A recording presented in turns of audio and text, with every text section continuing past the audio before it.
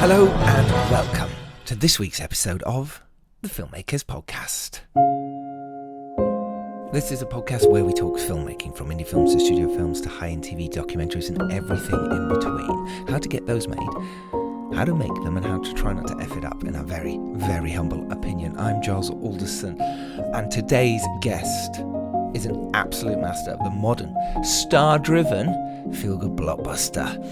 He is a brilliant screenwriter and director behind massive global hits like Mamma Mia, here we go again, the best Exotic Marigold Hotel, and Ticket to Paradise, which famously reunited Hollywood royalty in George Clooney and Julia Roberts. And he is joining us today to talk about his latest directorial feature for Netflix. It's the racy, R-rated comedy office romance, which stars Jennifer Lopez and Brett Goldstein. Today's guest is the wonderful writer and director, Ol Parker. And don't forget, on the 19th of June, that's a week Friday, we are going to be at Genesis Cinema, myself and Dom, for a Q&A and a networking event of a movie called Voidance. Come join us, it's going to be fun, lots of networking, lots of filmmakers chatting about making films, but also you get to see this cool indie film, and you get to chat to me and Dom too, and hopefully much cooler and better people than that. But don't forget, join us 19th of June, put it in your diaries now. Link to how you can get there is in the show notes. It's at Genesis Cinema in London. See you there. All right, let's get to today's guest. It's Ol Parker. He's phenomenal. He has navigated the industry from pretty much every angle, as he started out on TV, writing for classic UK shows like Grange Hill. He made his feature directorial debut with Imagine Me and You, and he has gone on to command some of the biggest budgets and the highest profile sets and actors in Hollywood. So in this chat, myself and Dom get right into the weeds of the craft. Ol breaks down the reality of transitioning from a writer-director to directing a script penned by his lead actors Brett Goldstein and Joe Kelly. We also discuss the challenges of managing a massive comedy ensemble that includes legends like Tony Hale, Bradley Whitford and Edward James Olmos. Plus he shares his brilliant philosophy on building tone, why comedy acting isn't about feeling less but feeling quicker, and why the best thing a filmmaker can do is just learn to enjoy the ride. It's an incredibly candid, funny and deeply educational conversation about what it really takes to sustain a career at the very top. So get your notepads out, grab a brew, and please welcome to the show, Ol Parker. How are you doing today? Oh, yeah, we're great. Okay, good. Fantastic. This is a nice backdrop, isn't it? This is how I roll, yeah. Welcome to my house. I do it. You know, it's actually quite nice and spacious, because usually you're sort of crammed in with lots of stuff behind. There's a nice like airiness to the room, which I'm enjoying. Man. I mean, you don't get to enjoy it as much because you're it's behind you. But it's nice. I like some depth. Yes. You like some depth. As a director, you're always looking to put people in front of space. And the depth. Yeah. Rather ready off you go. I was going to say. Yeah. No, this is it. This is it. We'll use all of this because it's great. Absolutely. Thanks for joining us. There is no beginning. There is no end. There is no end. It's just a place where you leave the story. That's perfect. I like that. Yeah. That's really nice. Thanks very much. It's kind of in life, isn't it? With the people you meet as well. No beginning, no end. There is no beginning, but that's the nice thing about romantic comedies, is that they have an ending that we know. In these terrible, confusing times. We don't know what's going to happen now. In these terrible, confusing times, it's really nice to know that two people will kiss at the end of a movie. And that's why they work. That's kind of what we want as well, isn't it, right? These days, I think romantic comedy's got such a hard time in the last sort of 10 years, and it's really nice that they're coming back, and you do go, you wanted to see this, you want people to get when together. I did the second Mamma Mia movie, and I remember standing next to Meryl on the red carpet, and she was saying to all the press, she's going, the world really needs a movie like this right now. And then she turns to me and goes, I was saying exactly this 9 years ago, and it's even more true now. Do you know what I mean? And I think as the world careens into further and further chaos and collapse. Are we just more and more jaded, do you think? I mean, I know with everything, but like in romance as well, I feel like now more than ever, people like really want to believe that there is still fairy tale romances, and I mean, this is obviously a complicated romance, but Yeah, I don't know about jaded. I think just desperate. Desperate. Yeah, I think just desperate. We're here for the desperation market. Desperation's fine. Yeah. I think, that one. I think it's because, let's hit that one. I think it's because, I suppose, this whole Tinder generation of people growing up with very much swipe left, swipe right, which was very different in our day growing up, where you'd have to actually talk to someone to get a relationship. And I think people want to go back to that style of actually dating properly and having relationships, right? I hope so. Yeah, I try and ban my kids from well, not ban, but just when I take their gadgets for more than 10 minutes. Yeah. There's a brilliant scene in Magic, the Tony Hopkins movie. Oh, the old one. Where, Is this with the the, pub? with the, yeah, the there's a brilliant ventriloquist scene where dummy? his agent tells him, he said, "Will you do me a favour, will you put Fats, who's his puppet, down on the sofa and just talk to me as you for 4 minutes, I think." And he's like, "Sure, of course." And he puts it down. After about 30 seconds, he starts sweating. And he's like, "This is really very cruel of you. How long?" And the guy's like, 54 seconds. 54 You're kidding. And that's my kids with their gadgets. That's a long time for a... For not to hold a puppet. That's probably me with my gadget, I think. Yeah. How do you feel like comedy's changed maybe since you like started in the industry? Like, over the last like 5-10 years, like as a genre, like maybe making this film now versus, 10 years ago working in sort of the comedy peripherals? Well, I think with this one, I mean, certainly it's Brett's, have you met Brett? Yes. It's Brett's happy place, is to swear a lot, and he doesn't know how not to do it. Oh, he's And good at so swearing in it this was movie. Always, Yeah. it's creative swearing. He's a very funny man. Yeah. But so it was always Very part natural of the, swearer. Yes. He's a great swearer, and it's part of his lexicon. It's a key part of his lexicon.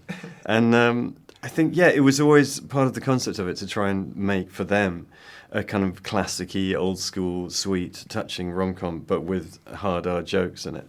And so that was kind of a challenge for me when I read it, to try and make those two worlds mesh and fit together and not feel like you're just careening between two extremes, do you know what I mean? And not feel the clanking of the gears as you move between the two different types. Like you a know nice what I mean? German-made gearbox.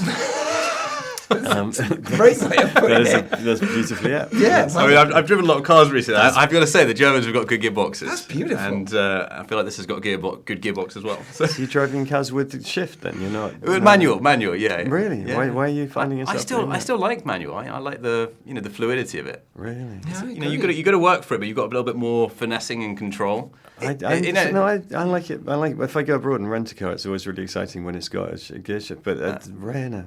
Is this a massive euphemism? This whole gearbox Sure. Yes, it is. Yeah, We're talking yeah. about knobs. Right, We're just- we're just talking about German knobs. We're going to get there sooner or later. Sooner or later, the knob jokes We're are talking going about to come. sticks and shifts and mainly knobs. Yeah, basically. Well, you've seen the movie. Have you seen the movie? You Yeah, have of seen the course. movie. Of course, loved yeah. it. Okay, Yeah. great. Loved it. Yes. Well, Really, thanks very much. really funny. But it was interesting you were talking about there about the difference between the PG sort of comedy, especially Mamma Mia or 12, etc., to going to a hard R-rated comedy, and that's what this sort of straddles really, really well.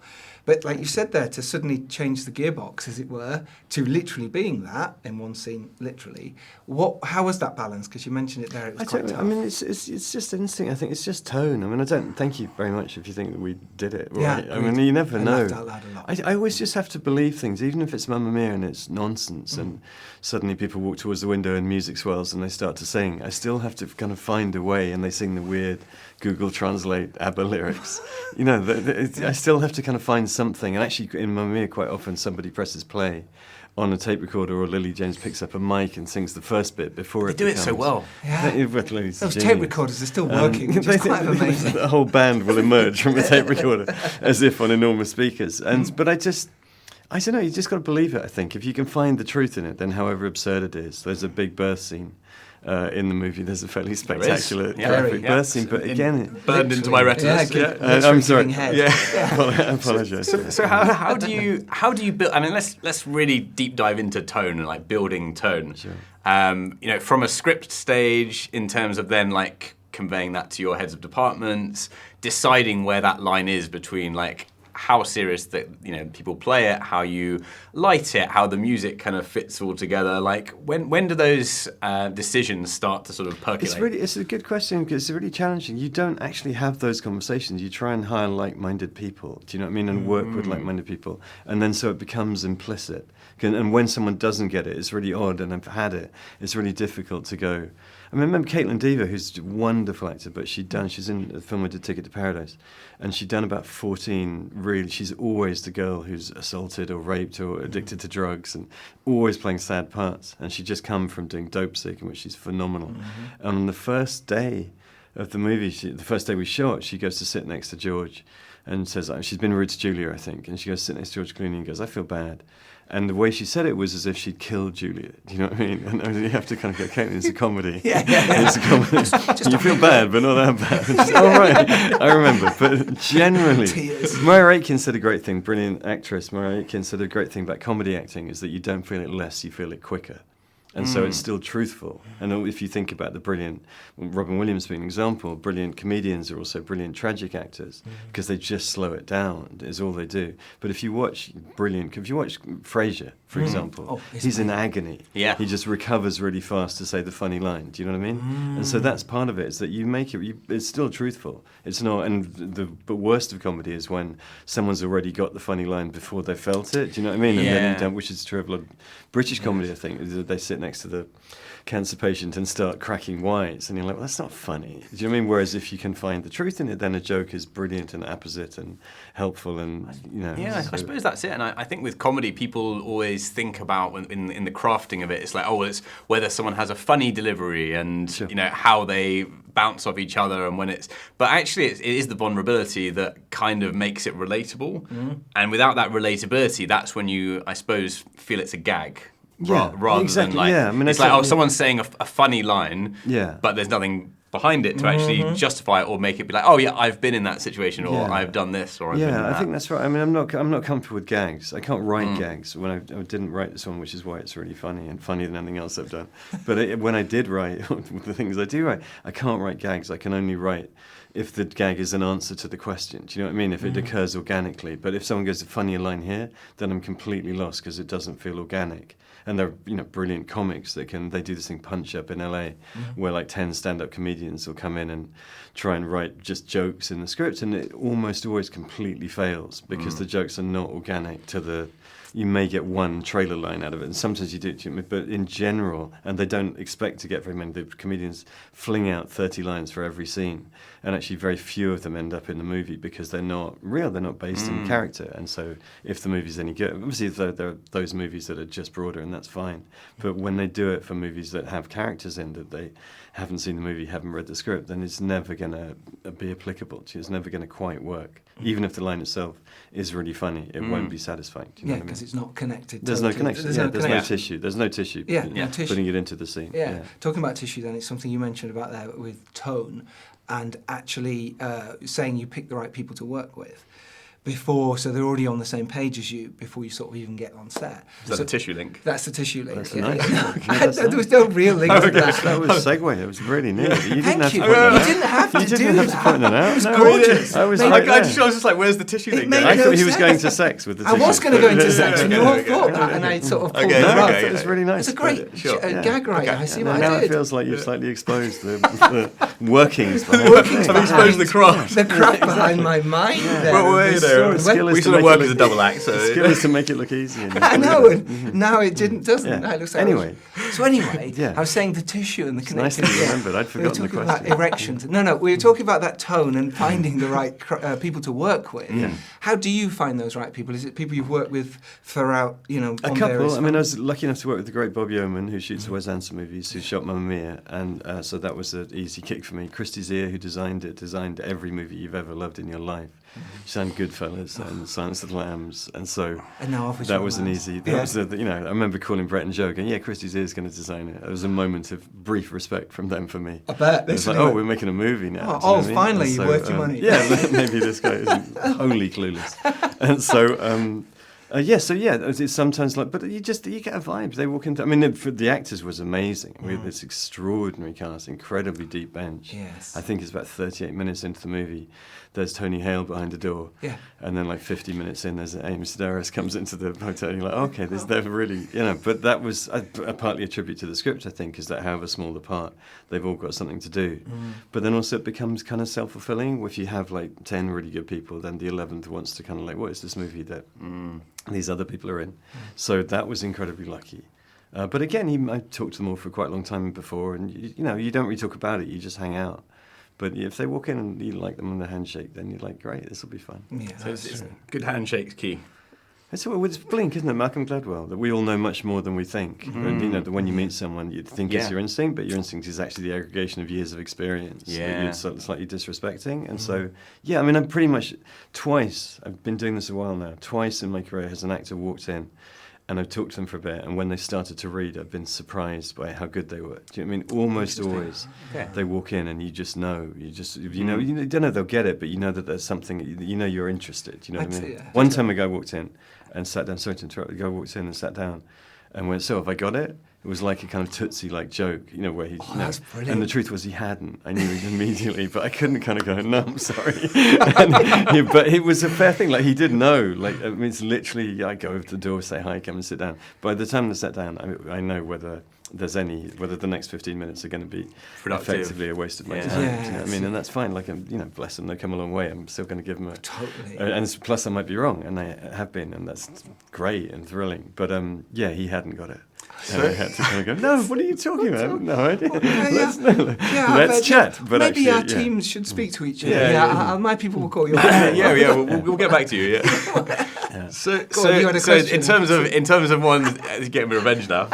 So in terms of like actors that you do cast, how did that process work for this one? Like, how did Brett, how did Jennifer get involved? Well, Brett had written it, obviously, and written it for himself. So on page, I think, 4 of the script, when his character enters, it says this part is to be played by English actor Brett Goldstein. So that was Did it say that? He literally said that in Classic. the script. So that was just in case. Yeah, that just was in case any doubt. When I did Mamma Mia, and I just got the gig as a writer. I wrote, the only time I've ever done it in my life, I wrote this, whoever directs this part is to be played by Cher. And then when I luckily got offered the thing, then I just had to beg her over and over again to do it. She kept turning it down. I mean, I think it helps having a little bit of money behind. Like, if you send that off as an independent filmmaker and you're like, "This is played by Tom Cruise," and you send it to their agents, it might not have the same. I love the confidence. Yeah, it would sound slightly absurd. Yeah. You're absolutely right. But what the hell? And Jennifer, was that a sort Jennifer of was attached when I got there. They wrote it for her. They totally nakedly, probably not actually. No, Brett probably nakedly. Probably literally. Literally nakedly wrote it for her, and they sent it to her with a letter going, "You're on the top of our list. We have a list of 1, and if you're not doing it, we won't make it." Which I have to say, I wrote that letter to George Clooney and Julia Roberts. Yes, and it probably wasn't true. Luckily I never had to find out because they said yes. But I'm really interested. What goes into that letter? Because it's often a difficult thing as directors when it was genuinely true. In my case, it was genuinely true. I had written it for them. My friend Dan, who I wrote it with, and we actually did call the characters George and Julia till the very last minute. And actually, in the movie, I think then we flipped it, and they were called Georgia and Julius. And then that seemed a bit naff. So she's still called Georgia in the movie, but we changed him to David, I think. Yeah. But that's how nakedly, again, in my case, literally nakedly, it was written for them. And I did write saying, "I've written this for you, and if you don't make it," and luckily we never had to find out if I was telling the truth or not. But how long is that letter? Yes, like, what goes into the letter? Yeah. Like the letter. In my case, not much. I mean, is it like this? Just a sentence or two. I've known actors, and I've seen the letters that they get, and some are really long, and I can't seem to do them well. There's the kind of, I love the way I feel you'd bring a truth and a something to this, and I particularly admired the work you did in that. I don't do any of that. I wonder. I've been through that process of writing those letters, and I just wonder, like, does it feel performative writing that much detail? It's like they know that they're good in XYZ film. They maybe like to know why you thought of them. That's my hope and contention. That's why I wrote like 2 lines. Okay. And the belief that I do. They're pretty. I just think we might have a nice time. I wrote this, it seems like it might be fun. Come and hang out. And also at that point, you did have Mamma Mia behind you, because To Get to Paradise was after Mamma Mia, right? So you do have that kind of, hey guys, a little bit of weight. I don't need to, be... and you can, there's a sense as well that if they're interested, they could talk to their mates, and they're probably going to know someone that's going to know someone, and that's hopefully had a nice time. I suppose it's conveying the fact that you're not really, really, really trying hard to persuade them. Because I guess at the end of the day, you can't persuade them, can you? No, you can't. No, you can't. You've got the script. What happens? They read it, and then you have a phone call, and the phone call means they're in. You can blow the phone call, but they don't. You shouldn't. Do you know what I mean? Like if there's a couple who flirt, a couple of famous actors who kind of have lots of phone calls, and then who just drift away, and you never quite, like in life, like men, with, they're just they're gone, and they'll tell you, amazing. I've never had anything like it. I feel so seen. I'd sweep floors. I don't have to be in it. I just want to sweep the floor on the set. And you're like, oh my god, and then the next day they've drifted off somewhere else. But mostly, if you have the call, then they're in, and you can only blow it. What do you have in those conversations, like on the phone conversation? Like you say, try not to blow it. But how do you blow it? How do our filmmakers not blow it? You promise them whatever they want. Obviously, you want the private jet. You've got the private jet. No, but they generally have an idea about the script that you tell them is genius.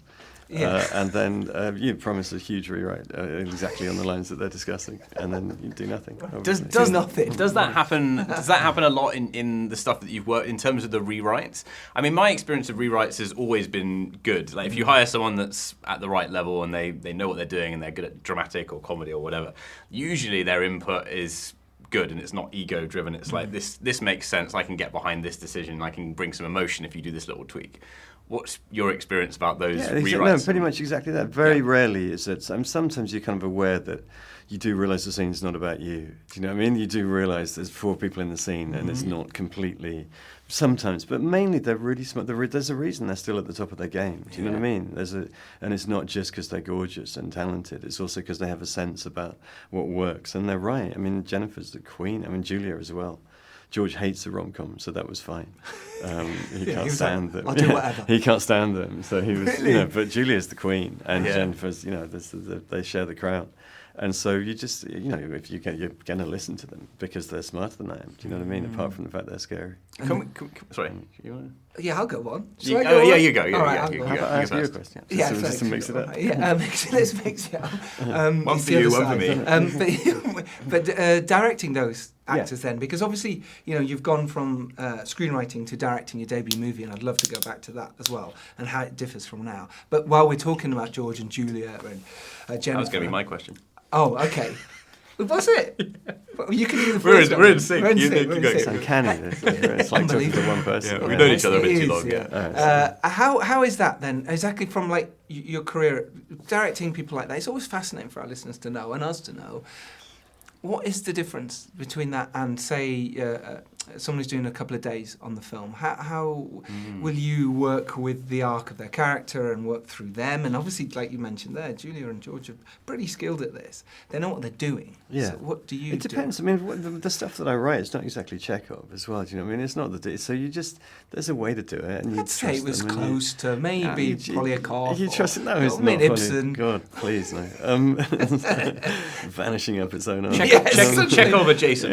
Chekhov adjacent. I mean, we talk it, but again, it's sort of part of the. We don't sit down and have huge long. It just becomes part of the fun. I mean, I don't take myself that seriously, as you can possibly tell. But I think there's a few things more annoying. As you can probably tell. That's why we're good. But no, there's few things that are more annoying than people having more fun on screen than you're having watching them. Do you know what I mean? And so it's really important to me, Mamma Mia. You don't want to feel that you're pressed to the window watching the party inside. And there are certainly those movies that feel wholly indulgent. Like, well, they all obviously had a great time, but they kind of forgot to make the movie. Do you know what I mean? And so for me, it's always I try and have a loose set, it's relaxed and happy, and try and make people feel, as able to produce whatever the best of themselves and to feel seen and supported and all those things. But, you're there to do a thing as well. So it's just trying to find that balance, basically. And I suppose those conversations in advance with, say, George or Julia or Brett or Jennifer. Or Cher. Yeah, or Cher. I mean, are these conversations... Cher thought I was the choreographer for the first Did she? 2 days. Yeah, she was there 3 days. The first 2, she thought I was the choreographer. When did you tell her? That's amazing. You did. No, it was great. And it's great. It was brilliant. First time you meet Cher, who's just the sweetest, loveliest person. And my good friend, I'm really lucky to be her mate. But the first time you meet her, she was phalanx of people all around her, and she's got like Bono bug glasses as well. And so it's a whole thing. And then when you meet her, she puts out a hand like this. So you can only kiss it. You can't shake it. You can't kind of waggle. You can't bat it away. Exactly. So no, you have to, and it defines the tone immediately. It's great. You can't sort of nuzzle like a dog does when they're like drinking. No, exactly. But imagine if you'd given her a move, because maybe I don't know if you can dance, but if you can't, if you'd just given her a random move that was just dreadful, and she just looked at you and gone, What is By that? the choreographer. That's how she makes you feel. Or, yeah. What are you doing, the choreographer? No, I didn't realise she thought it was the choreographer. I just thought she ignored me completely. And then I realised after a few hours, she actually thinks, she's asked me a question that I had no clue of, because I don't understand choreography, obviously.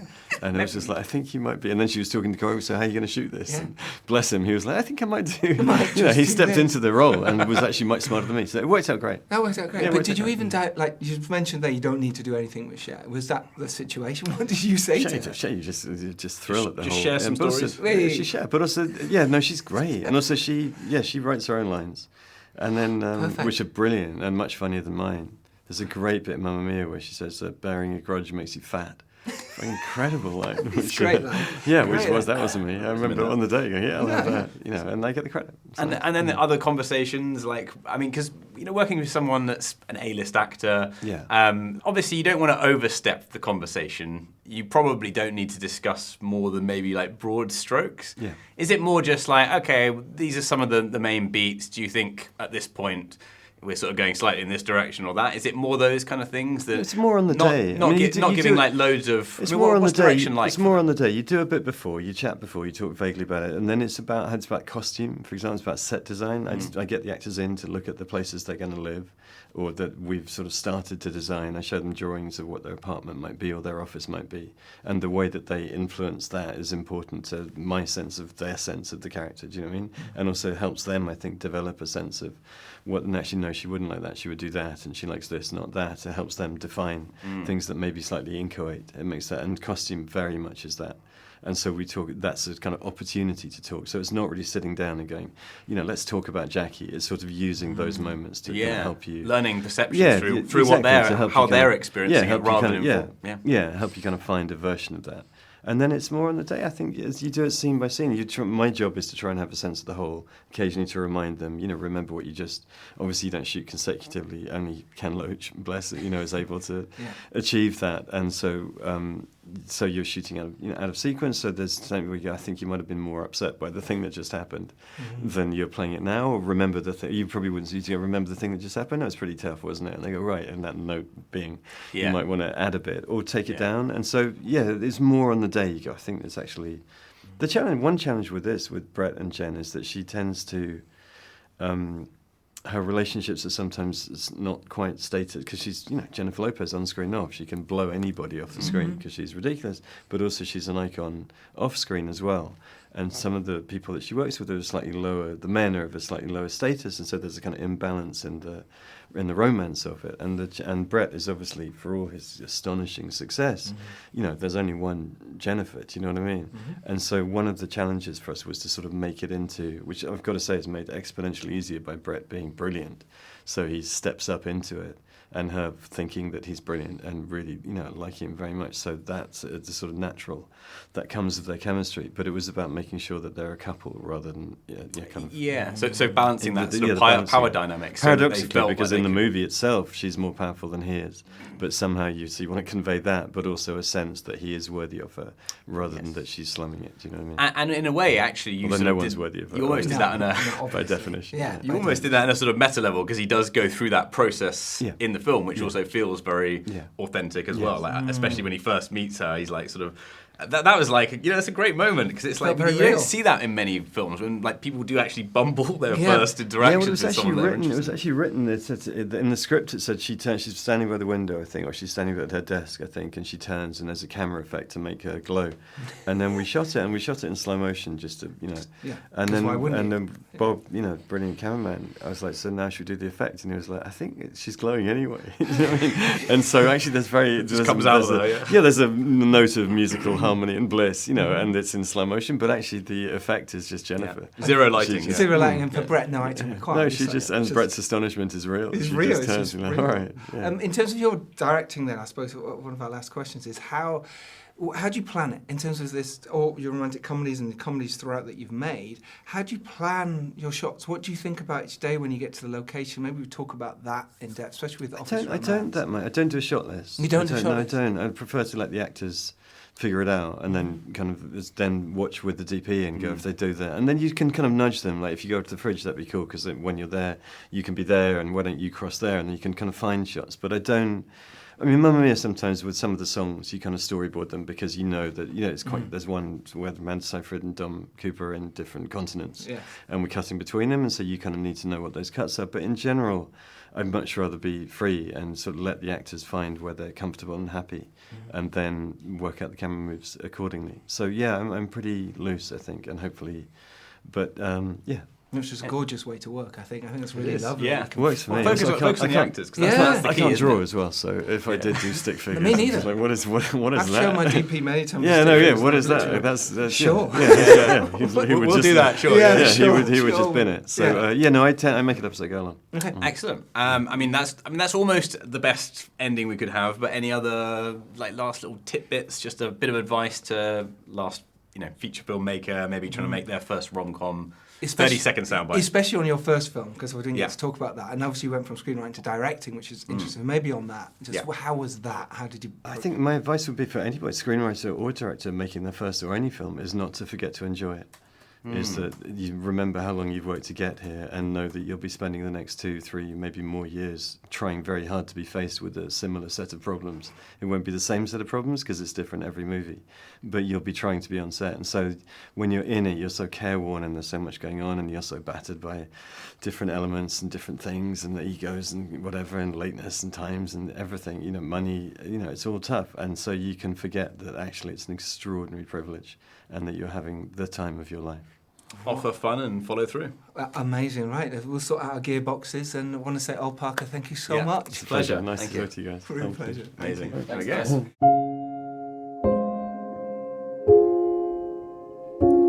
And there we have it. That was myself and Dom's brilliant conversation with Ol Parker. Massive thanks to Ol for not only being incredibly generous, but allowing me and Dom to be idiots and have fun in that episode, because he was incredibly candid with what he was saying. But I hope he enjoyed the fact that we are goofballs. You can watch this on YouTube. Go to our YouTube channel, The Filmmakers Podcast. It's quite a fun watch, to be honest. There was one takeaway, though, I wanted to talk to you about right at the very end of the chat, and I wanted you to carry it into your week ahead. And it was his advice that said, never forget to enjoy it. Because when you're in the middle of the trenches of independent film, you're maybe chasing money, you're losing locations, losing light, you're panicking about the schedule. It's easy at that moment to let that stress completely swallow you up. We get so careworn by the sheer volume of problems, of issues that we have to solve, that we treat being on set sometimes like a burden. I can be guilty of this, but I really try not to. I really try to have fun as much as possible. But when you're in the weeds and when major things happen, I loved Ol's advice here. He put it perfectly. Remember how hard you worked just to get where you are right now. Making movies is an extraordinary privilege. So if an A-list director handling massive studio machines can prioritize keeping his sets loose, joyful, fun, silly, I imagine, then we have no excuse to be miserable on our own sets. So look up from your monitor, take a breath, and remember you're getting to do what you love. So go out there, solve your problems, and if you're lucky enough to rise up and do well, it is your duty to send the elevator back down, but make sure you enjoy the process when you're doing it. Thank you so much for listening, you wonderful filmmakers. If you took something valuable away from today's episode, do us a massive favour. Leave a 5-star review on Apple Podcasts or Spotify or your podcast of choice. Subscribe to our YouTube channel. It genuinely helps us grow the community. It helps bring in amazing guests like Ol Parker. Please do it. So keep writing, keep shooting. Look after your crew. And we will see you next Tuesday when we have our brilliant AI episode. I know I promised it to you this week on last week's Business of Film episode, which if you haven't listened, go back and listen to that. It's brilliant. So much knowledge for you as filmmakers about what's happening in the industry right now, where things are being financed. We have a sales agent on talking about exactly that. It's called Business of Film. Check it out. It was last week's. But next week we have a very special dedicated AI episode talking about the benefits, the problems, the issues, and how it can help filmmakers. So look forward to that next Tuesday. I've been Giles Alderson. I still will be. And next week as well, and that's when I'll see you. If I don't see you before, take care, all of you.